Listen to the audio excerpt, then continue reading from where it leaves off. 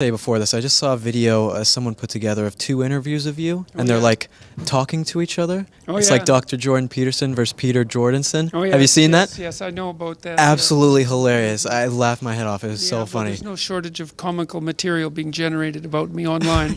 Yeah, the left definitely is saying everything is. Well, it's a good thing to see that comedy as far as I'm concerned, because when things get so serious that people can't make jokes about them, then you know that they've gone astray badly. And I've watched the sort of memes that have been satirizing me and so forth right from the beginning of this, and mostly they've stayed good-natured and humorous, and my sense is that that's kind of it's a large-scale indication that I'm more or less on the proper line. And if you respond to that with a certain amount of humor, then the humor stays funny and never degenerates into something that's particularly vicious. It's a good thing to watch. Well, in a lot of ways, though, with the left, I mean, comedy is dead. The politically correct agenda, they hate comedy and they hate jokes. Yeah, well, that's part of the reason. That's a dangerous thing, right? When comedians are under fire, when they're afraid to come to campuses and so forth, that's not a good thing. That's a canary in the coal mine scenario. So you did two videos for PragerU. Yeah. Fantastic videos. You did the one about fixing yourself, and then you did the one about college campuses. Dangerous people are teaching your kids. Dangerous children are teaching your kids. They're like children. Well, the professors, dangerous professors. Why don't you tell us a little bit about that video, the dangerous people are teaching your kids, and what the point of that one is?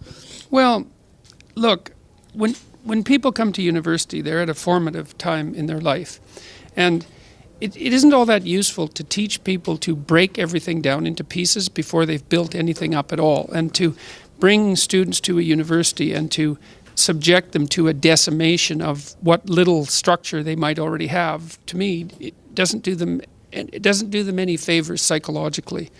And the line that our culture is best conceived of as a patriarchal tyranny, and that anything that smacks of ambition or forward movement on the part, especially of young men, is to be regarded with a substantial amount of skepticism as a consequence, is not the least bit helpful. And then that's allied with a set of other ideas that I think are particularly pernicious and dangerous, like the idea that if every system that we have in our culture isn't characterized by precisely equal outcome across all conceivable groups at all conceivable levels, that's indication of discrimination, of unfair racism, bigotry. Yeah, well, it is. That's a potential contributing cause to some of it, but to draw that identity is very simple-minded, and it's also technically impossible, because there's no way that you can equalize all positions across the spectrum of all possible relevant groups. The question, how many groups are relevant? That's actually the issue that the intersectionalists deal with, right, on the left.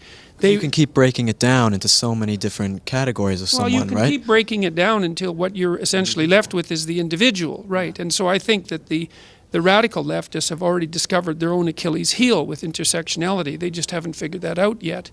So it's not helpful for people, and the equality of outcome doctrine is particularly pernicious, especially because there's all this evidence that's been accrued and been replicated multiple times recently, showing that in countries like in the Scandinavian countries, where they've gone a long ways to instantiating equality of outcome or equality of opportunity doctrines, right, to try to make a level playing field. And now you can argue whether or not they've been successful, but one of the consequences of that is that the differences between men and women in personality and temperament and interest are actually getting larger. And so it doesn't look like you can simultaneously pursue equality of opportunity doctrines and equality of outcome doctrines, because they actually produce paradoxical consequences.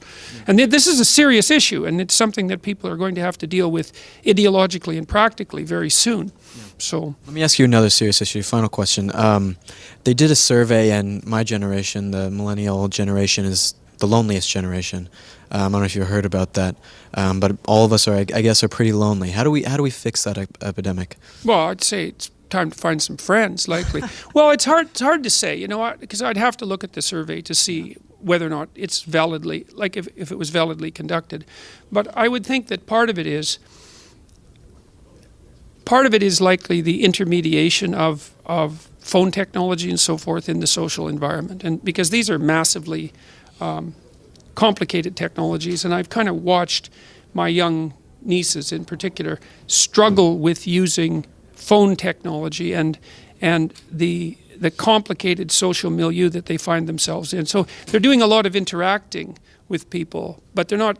It isn't obvious to me that what they're doing is a lot of the sorts of things that would be associated with intimate and close friendships. Yeah. I read another survey recently that said that for a lot of young people, their preferred method of communication with their friends is actually mediated by text. It's not face-to-face. And it's so attenuated, you know, and the bandwidth is so narrow. And you're not really sharing an activity when you're texting. Yeah. You're communicating verbally, but friendship is much more about, I would say, mutual engagement in something approximating a shared project. And so if I had to guess, if the data is the case and millennials and Generation Z are more isolated, I would suspect that that's part of the reason. And then there's fragmentation of the intimate relationship structure too, which I think is also a problem. So because I don't know if young men and women, I think they're confused about how to conduct themselves in the space of intimate relationships for all the social reasons that have become obvious in recent years.